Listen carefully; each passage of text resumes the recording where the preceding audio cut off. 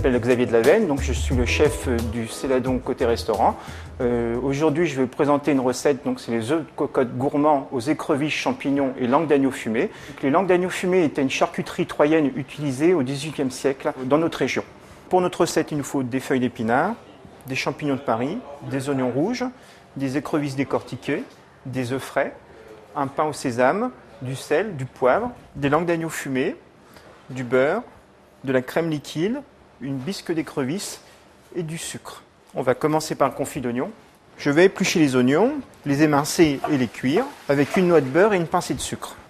Après avoir nettoyé les champignons, je vais les émincer, les cuire dans une casserole avec une noix de beurre. Ajouter la crème et réduire. Maintenant, nous allons nous occuper des langues d'agneau. Donc, c'est un produit que vous trouvez chez votre charcutier de notre région, à l'état brut ou pelé. Nous les utilisons bruts et donc nous allons les peler et les émincer en julienne. Et nous allons nous occuper de monter nos cocottes. Préalablement, donc, nous allons beurrer notre cocotte. Je vais les chemiser avec les feuilles d'épinards. Nous allons ajouter le confit d'oignon, l'émincé de champignons à la crème. Nous ajoutons aussi les écrevisses. Nous rajoutons la bisque d'écrevisses pour donner de l'onctuosité à notre cocotte. Nous ajoutons les langues d'agneau émincées. Nous cassons les œufs, donc 2 œufs par cocotte. Nous salons et poivrons. Et nous mettons en cuisson. Je préfère une cuisson au bain-marie, qui est une cuisson plus douce et qui nous apportera beaucoup de moelleux à notre cocotte. Mais nous pouvons utiliser la cuisson au four traditionnel à 120-140 degrés sans problème, dans un même laps de temps, donc 10 minutes. Pour accompagner notre œuf cocotte gourmand, donc je vous propose de servir avec un coteau champenois blanc. Donc c'est un blanc de noir de chez Drapier, à servir sur glace. Je vous souhaite bon appétit.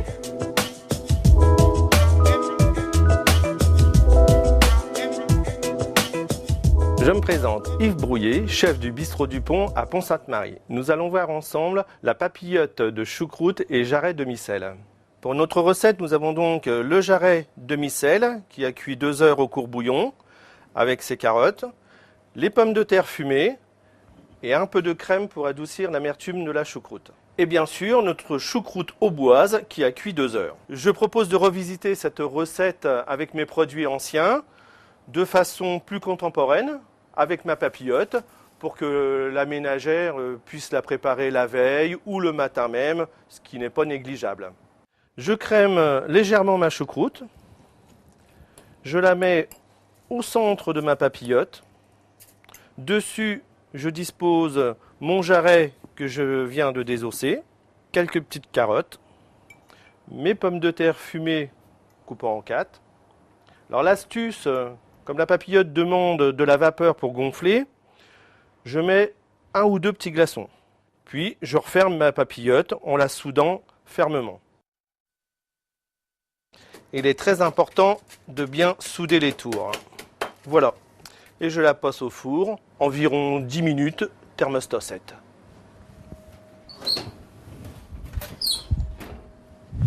Les 10 minutes se sont écoulées. On sort notre papillote du four. Voilà, elle est belle, elle est bien bombée, c'est important. On va l'ouvrir et il n'y a plus qu'à déguster. Avec cette recette, je vous propose un rosé d'hérissé, un vin au bois réputé depuis le XVIIe siècle et qui va très bien avec la choucroute auboise.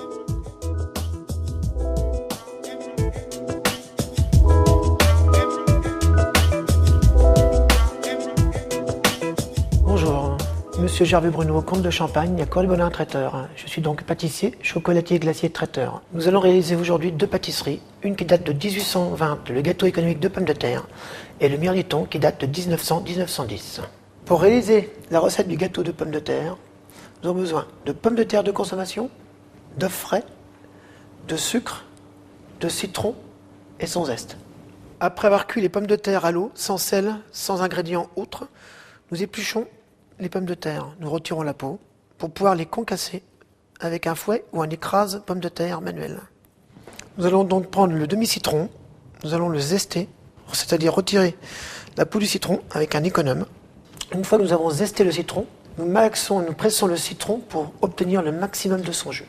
Nous allons couper finement les zestes en gardant quelques morceaux assez gros pour pouvoir les incorporer aux pommes de terre et au jus de citron. Nous commençons par concasser les pommes de terre tout en laissant quelques morceaux assez gros.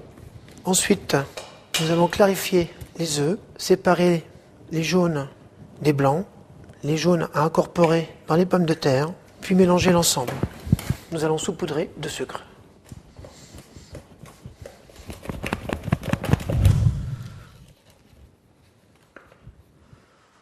Nous allons monter les blancs à la main pour les monter en neige et les raffermir avec le restant du sucre. Nous incorporons la masse de blanc montée ferme dans les pommes de terre en allégeant correctement l'ensemble. Nous allons répartir ce mélange dans 3 récipients en terre cuite et mettre ces moules dans un four à thermostat 5, température 180 degrés, pour une durée de cuisson de 45 minutes jusqu'à une légère coloration.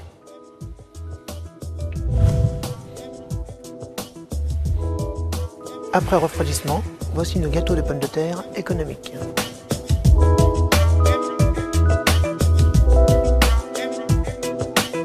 Le mirliton champenois est composé de raisins homards, de farine, de sucre, de poudre d'amande, d'œufs frais et beurre frais. Je ramollis le beurre, je le fais blanchir jusqu'à l'obtention d'un beurre très très blanc. J'incorpore le sucre progressivement. Nous incorporons les œufs un par un dans le mélange beurre-sucre crémé.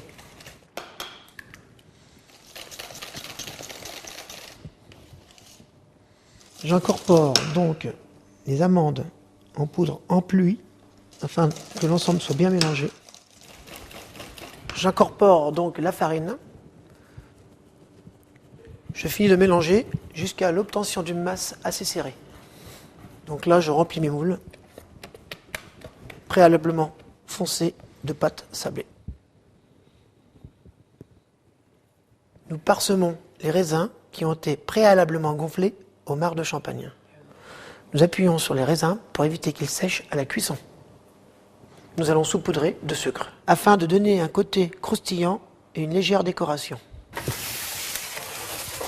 Mise au four à une température de 180 degrés environ, durée de cuisson 35 à 40 minutes.